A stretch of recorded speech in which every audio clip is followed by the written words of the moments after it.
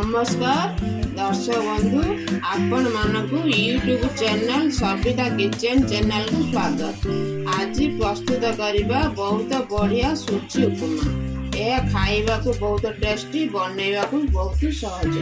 यही रेसिपी को घुगुनी डालमा चटनी सहित खाइबा को बहुत टेस्टी लगी। यही रेसिपी को शेष पर्यंत देखो। एबे आमे रोषे स्टार्ट करवा। गैस ऑन करी कढ़ाई गरम होबा छाड़ देछि।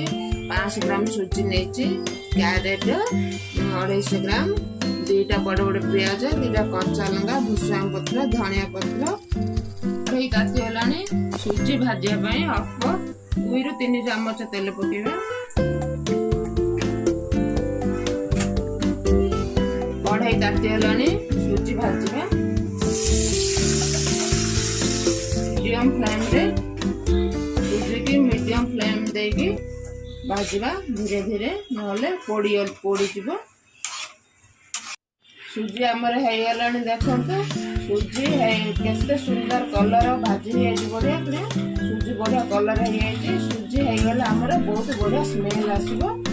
एबे आमे सूजी को बाहर करदेबा।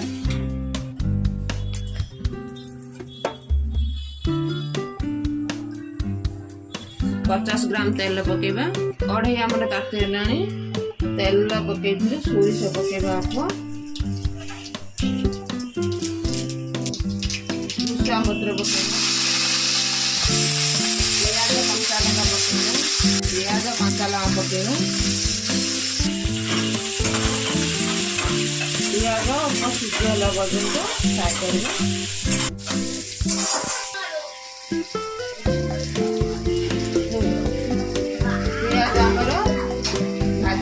अल्प बेसी भाजबानी, ब्राउन करवानी। कैरेट पकेबा।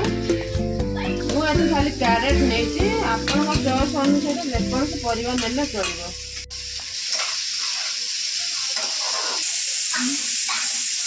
हाफ चम्मच हल्दी पकेबा। स्वाद अनुसार लूण।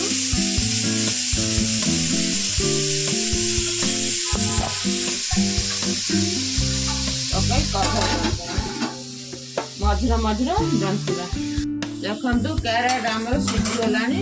अधिक भाजबा नहीं। कैरेट कलर भी जमा चेंज होनी। बहुत सुंदर देखा। एक ग्लास में 2.5 ग्लास सूजी नहीं 500 ग्राम हम। एक ग्लास में मु 2.5 ग्लास पानी एक्स्ट्रा हाफ ग्लास पानी देमी। सूजी अधिक पानी सोख करे। 2.5 पानी देली आउ एक्स्ट्रा हाफ ग्लास पानी देली।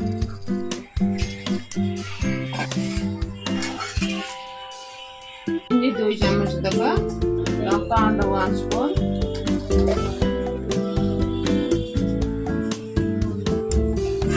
कभर करदबा पानी फुटिला पर्यंत।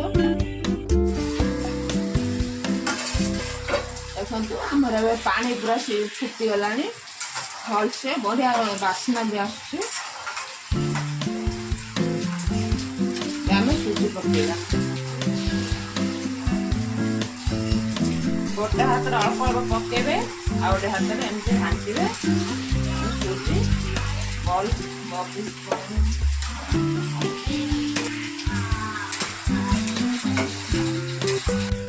देखो सूजी आमर सब पानी को अब्जर्व कर नेला। केते सुंदर झुरझुरिया हेची। खाइबा को बढ़िया। धनिया पत्र पकेगा। धनिया पत्र पके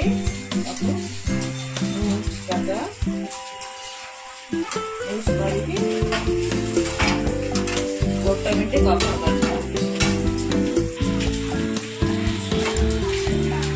1 मिनट होगला। देखो केते सुंदर झुरझुरिया है। गैस आमे बंद करदेबा। देखो एबे सूजी उपमा रेडी होगला। केते सुंदर है। रेडी होगा। प्लीज लाइक सब्सक्राइब शेयर करें एंड नुआ अपडेट पाया बेल आइकन दबाएं।